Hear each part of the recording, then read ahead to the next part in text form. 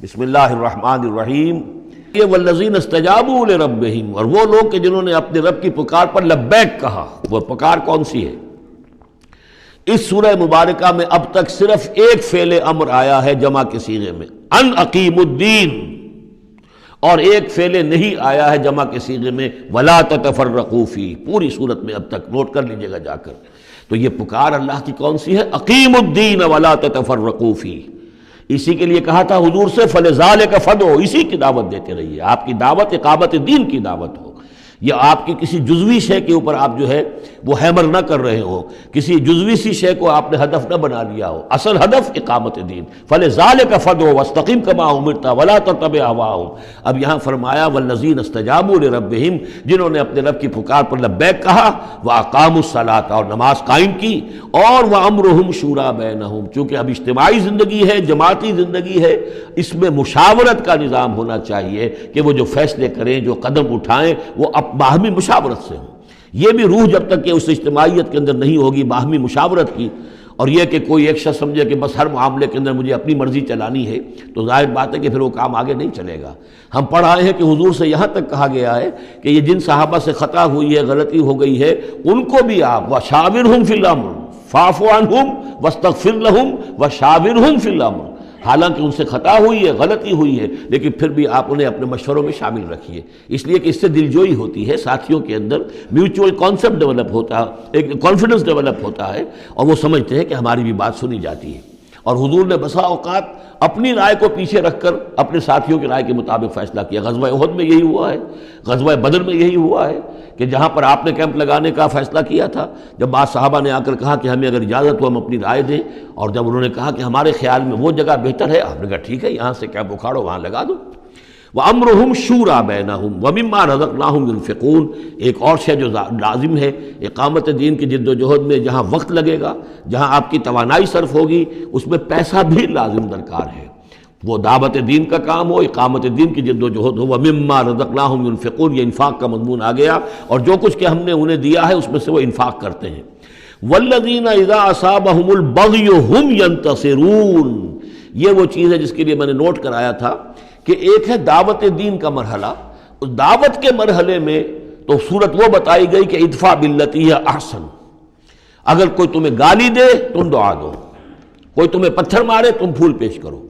لیکن اقامت دین کی جد و جہد، اس کے اندر آگے چل کر معاملہ آتا ہے، جیسے قتال کا مرحلہ آ گیا تو وہاں تو فرمایا قاتلوا فی سبیل اللہ الذین یقاتلونکم اخرجوہم من حیث اخرجوکم، نکالو انہیں وہاں سے جہاں سے انہوں نے تمہیں نکالا ہے۔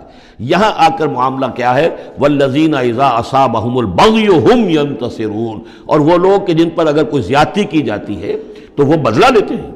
یعنی یہاں پر اب تو اس کو اصل میں جد و جہد جو ہے حضور صلی اللہ علیہ وسلم کی، اس کے بھی اگر آپ دو مراحل سمجھیں گے تو ایک جو مکی دور میں وہ تھا، وہ دعوت کا مرحلہ تھا، ابھی اس میں اقدام کوئی نہیں کیا گیا، لیکن جب اقامت دین کے لیے اقدام شروع ہو جائے گا، آگے بڑھ کر باطل کو چیلنج کریں گے، تو اب وہ بات نہیں چل سکتی کہ معاف کر دیا کریں۔ وہاں تو بلکہ یہ ہے کہ جو غزوہ بدر میں جو اسیر ہوئے تھے ان کو بھی اگر فدیہ لے کر چھوڑ دیا گیا تو اللہ تعالیٰ کی طرف سے اس پر بھی اظہار ناپسندیدگی ہو گیا، بلکہ حضرت عمر کی رائے کی جو ہے گویا کہ تائید کی وہی نے کہ ان کو تو سب کو قتل کیا جانا چاہیے تھا، اور وہ ہمارے اندر جو ان کے رشتہ دار ہیں قریبی، وہ اپنے ہاتھ سے قتل کرتے، اس لیے کہ یہ فدیہ دے کر چلے جائیں گے۔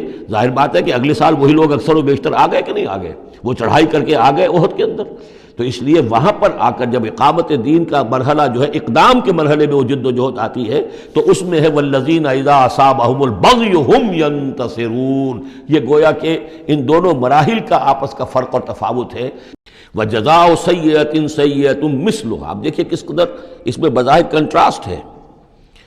لا تستوی الحسنۃ ولا السیئۃ ادفع باللتی ہی احسن، وہاں تو یہ تلقین تھی اور یہاں پر تلقین مختلف ہے، اور یہی دو ادوار ہیں حضور کی سیرت کے۔ مکے میں حکم یہ تھا کہ تمہارے ٹکڑے بھی کر دیے جائیں تو تم نے ہاتھ نہیں اٹھانا، کفوا ایدیکم۔ مدینے میں آگے فرمایا گیا کہ لڑو، جنگ کرو، اینٹ کا جواب پتھر سے دو، جو زیادتی وہ کریں اتنی زیادتی تم بھی کرنے کا تمہیں حق ہے۔ وہ اگر بٹا لگاتے ہیں اشہر حرم کی حرمت کو تو تم بھی اب اس وجہ سے رک نہ جاؤ کہ اشہر حرم ہیں، ان کو اسی مہینے میں ان کو بھی قتل کرو۔ یہ ساری چیزیں جو ہیں اب سورہ بقرہ کے اندر پڑھا ہے۔ تو یہ انداز جو ہے دعوت اور اقامت، ان دونوں الفاظ کے حوالے سے اس کو سمجھ لیجئے کہ یہ فرق اور تفاوت ہے۔ بجزاء سیئۃ سیئۃ مثلھا، اور برائی کا بدلہ ویسی ہی برائی ہے۔ فمن عفا واصلح فاجرہ علی اللہ، ہاں اگر کوئی معاف کر دے اور معاف کرنے میں اصلاح کی صورت نظر آ رہی ہو، یہ معاف کرنا اگر اسی اعتبار سے ہو کہ کسی شخص کو معاف کرنے سے توقع ہو کہ وہ صحیح ہو جائے گا، درست اپنے آپ کو کر لے گا، فاجرہ علی اللہ، تو ایسے شخص کا اجر اللہ کے ذمے ہے۔ انہ لا یحب الظالمین، لیکن اللہ ظالموں کو پسند نہیں کرتا۔ یہ ہم پڑھ چکے ہیں سورہ بقرہ میں بھی، وَلَكُمْ فِي الْقِصَاصِ حَيَاةٌ يَا أُولِي الْأَلْبَابِ، اے ہوش مندو قصاص میں زندگی ہے۔ وَلَمَنِ انتَصَرَ بَعْدَ ظُلْمِهِ، اور جو شخص بدلہ لے، انتقام لے اس کے بعد کہ اس پر ظلم کیا گیا، فَأُولَٰئِكَ مَا عَلَيْهِم مِّن سَبِيلٍ، تو اس پر کوئی الزام نہیں ہے۔ آپ یہ نہیں کہہ سکتے بھائی تم نے معاف کیوں نہیں کیا، نہیں، اس کا حق ہے، اگر وہ معاف نہیں کرتا وہ بدلہ لے سکتا ہے۔ وَلَمَنِ انتَصَرَ، دیکھیے انداز ہی بالکل مختلف ہے یہ، اور یہی دو مرحلے ہیں۔ اسی کو پھر ہائی لائٹ کیا ہے پروفیسر منگومری واٹ نے، محمد ایٹ مکہ کچھ اور ہے، محمد ایٹ مدینہ کچھ اور ہے۔ وہاں صورت یہ تھی کہ کفو ایدیکم، اپنے ہاتھ بندھے رکھو، نغمہ ہے بلبل شوریدہ تیرا خام ابھی، اپنے سینے میں اسے اور ذرا تھام ابھی، ایک وقت آئے گا تمہیں اجازت دی جائے گی، تم اپنے پورا انتقام لینا ان سے۔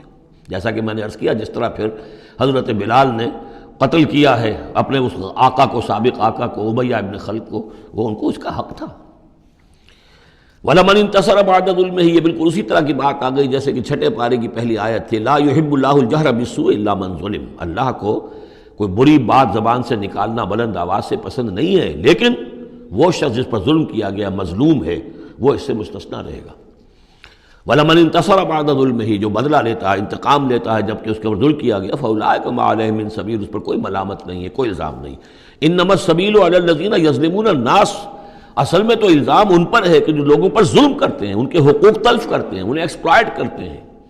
وَيَبْغُونَ فِي الْأَرْضِ بِغَيْرِ الْحَقِّ، اور زمین کے اندر سرکشی کرتے ہیں، ناحق، خود حاکم بنتے ہیں، قوموں کو اپنا غلام بناتے ہیں، قوموں کا استحصال کرتے ہیں، ان کا خون چوستے ہیں۔ الزام ہوگا تو ان پر ہوگا، نہ یہ کہ جو لوگ بدلہ لیتے ہیں۔ اولئک لہم عذاب علیم، اب دیکھیے عدل اور انصاف کی کیا اہمیت ہے، اور یہ میں نوٹ کراتا آ رہا ہوں آپ کو۔ سورہ آل عمران میں فرمایا اللہ کی شان میں قائما بالقسط، وہ قسط کا قائم کرنے والا ہے۔ سورہ نساء میں فرمایا مسلمانوں سے یا ایھا الذین آمنوا کونوا قوامین بالقسط شہداء للہ۔ سورہ مائدہ میں پھر فرمایا یا ایھا الذین آمنوا کونوا قوامین للہ شہداء بالقسط۔ اور اس کے بعد اب آپ دیکھ رہے ہیں اس سورہ مبارکہ میں حضور سے کہا گیا کہ کہہ دیجئے مجھے بھیجا گیا ہے عدل قائم کرنے کے لیے، وَأُمِرْتُ لِأَعْدِلَ بَيْنَكُمْ، اور یہ ہے اصل جو کہ لوگوں کے حقوق کو غصب کرتے ہیں، ان پر ظلم ڈھاتے ہیں، اور یہ کہ زمین میں سرکشی کرتے ہیں ناحق، ان پر ہے الزام۔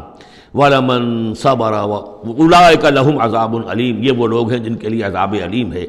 وَلَمَنْ صَبَرَ وَغَفَرَ إِنَّ ذَلِكَ لَمِنْ عَزْمِ الْأُمُورِ، ہاں یہ ایسی کیفیت ہو سکتی ہے کہ کوئی شخص صبر کرے اور معاف کر دے تو یہ بہت بڑے اونچے اور بڑی ہمت کے کاموں میں سے ہے، لیکن یہ دیکھ کر سچویشن کے مطابق ہوگا۔ اس کے بعد پھر وہی مکی صورتوں کے جو مضامین ہیں اس کو دیکھیے۔ وَمَن يُضْلِلِ اللَّهُ فَمَا لَهُ مِن وَلِيٍّ مِّن بَعْدِهِ، اور جس کو اللہ تعالیٰ نے گمراہ کر دیا ہو، یعنی جس کی گمراہی پر اللہ تعالیٰ کی طرف سے مہر لگ چکی ہے، تو اس کے لیے پھر کوئی نہیں ہے اس کے بعد، کوئی ولی کوئی نہیں ہے کہ جو اس کو ہدایت دے سکے۔ وَتَرَى الظَّالِمِينَ لَمَّا رَأَوُا الْعَذَابَ يَقُولُونَ هَلْ إِلَىٰ مَرَدٍ مِّن سَبِيلٍ، اور تم دیکھو گے ظالموں کے کہ جب وہ دیکھیں گے عذاب کو تو وہ کہیں گے کہ کہیں پھر جانے کے لیے کوئی راستہ ہے یا نہیں، لوٹ جانے کے لیے دنیا کی طرف واپس جانے کا بھی کوئی راستہ ہے یا نہیں۔ وَتَرَاهُمْ يُعْرَضُونَ عَلَيْهَا، اور جب تم دیکھو گے انہیں کہ وہ پیش کیے جائیں گے عذاب کے سامنے، جہنم کے سامنے کھڑے کیے جائیں گے، خاشعین من الذل، ان کے نگاہیں زمین میں گڑی ہوئی ہوں گی اس ذلت کی وجہ سے، ینظرون من طرف خفی، اپنی کننکھیوں سے دیکھ رہے ہوں گے، اپنے ایک دوسرے سے بات کریں گے۔ وقال الذین آمنوا، اور اہل ایمان اس وقت کہیں گے ان الخاسرین الذین خسروا انفسهم واہلیہم یوم القیامہ، واقعتاً تباہ و برباد ہونے والے تو وہ لوگ ہیں جنہوں نے اپنے آپ کو اور اپنے اہل و عیال کو قیامت کے دن اس خسارے اور اس تباہی میں مبتلا کیا۔ الا ان الظالمین فی عذاب مقیم، آگاہ ہو جاؤ کہ یقیناً یہ ظالم ایک مسلسل عذاب میں رہیں گے، قائم رہنے والا، دائم رہنے والا عذاب۔